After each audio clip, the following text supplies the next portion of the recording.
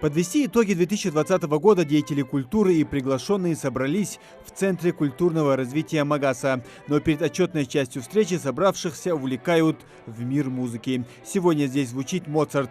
Турецкое рандо исполняют учащиеся Центральной школы искусств Ингушетии.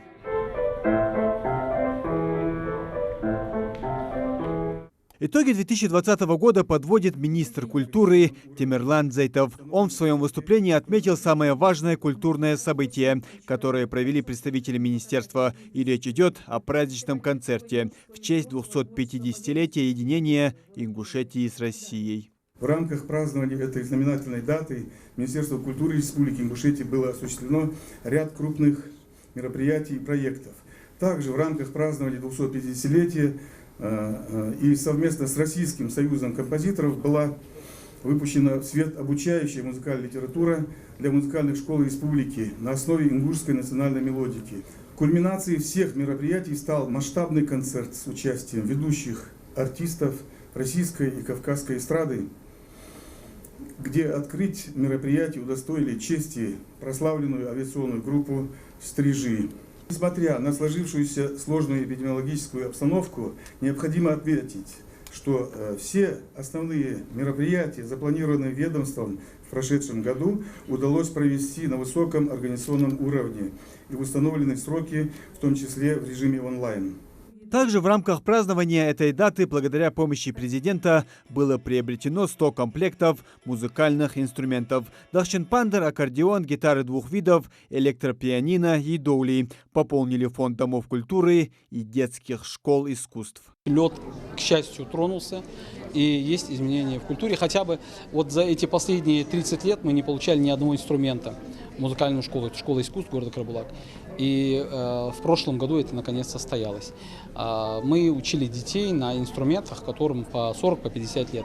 Республика в 2020-м активно провела Год памяти и славы. В его рамках на территории региона прошли более 200 мероприятий и акций, которые с учетом пандемии проводить пришлось в основном в онлайн-формате. Конкурсы, праздничные, календарные мероприятия, мероприятия, посвященные знаменательным датам, юбилейным датам.